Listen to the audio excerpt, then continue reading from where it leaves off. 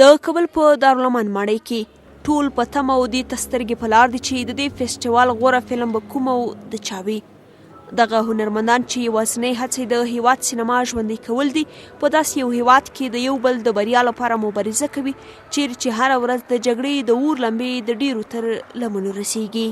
د هرات د ښځینه فلم نړیوال فیسټوال له تیرو 4 ورځو راهیسې د کورنیو او بهرنیو هنرمندانو او د فلم د تکړه لوبغاړو شاهد و. د دغه فیسټوال جوړونکي رویا سادات وایي چې له دغه کار هدف د ښځو د حقونو په تړاو د خپل غږ خپرول و د تصویر او فیلم په وسیله. تمام نگرانی‌هایی که در قسمت مسائل امنیتی امسال وجود داشت ما احساس می‌کردیم که شاید ممکن نباشه برگزار کنیم، ولی در نهایت فکر کردیم که در همین شرایط برگزاری جشنواره مخصوصا از آدرس فیلمسازان و مخصوصا از آدرس زنان هنرمند افغانستان میتونه یک صدای رسای باشه، مخصوصا در حال و هوا و فضای پیچیده سیاسی که این روزها جریان داره.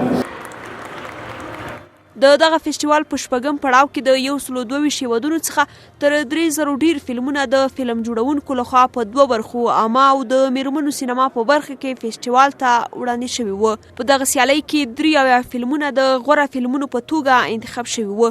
په دغه فلمونو کې نړیوال لنډ داستاني او مستند فلمونه د داخلي او بهرنۍ مسابقې په توګه وکتل شول.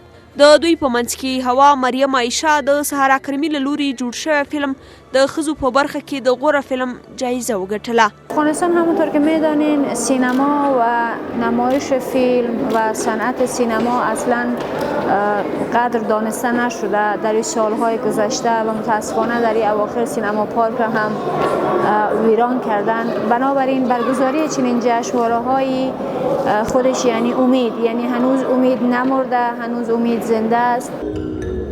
د 8.5 متر فلم چې د سعید روستایی په لارښود جوړ شوی و د نړۍ سینما برخې د غوره فلم جایزه وګټله. د عبدالحمید ماندګار بیرنګ په نوم فلم د کورنیو فلمونو ترمنځ د غوره فلم جایزه وګټله. ښاغلی ماندګار د مالی امکاناتو د نشتون نه سر ټکوي او فلم جوړونکي د بېوسلو سرتیرو سره پرتله کوي. ما زندگی خود قمار میزنیم. وقتی ما این فیلم میسازیم از تمام چیز خود ما میگذاریم. ما از عشق خود میگذاریم. ما از برای مادر خود تحفه نمیخریم. میایم فیلم میسازیم. ما برای برادر خود یک تحفه نمیگیریم. او را سر فیلم سرمایه گذاری میکنیم. فیلم ساختن مثل یک فیلم ساختن و فیلم سازی یا فیلم ساز در افغانستان به یک سرباز میمانه که بدون اسلحه در یک مرز میجنگه. د سږکال فیسټوال فلمونه په کابل، هرات، بامیان، ننګرهار او سرپل ولایتونو کې نندارې ته وړاندې شوي دي. د هرات د ښځینه فلم نړیوال فیسټوال په 2014 کال کې په لومړي ځل جوړ شو.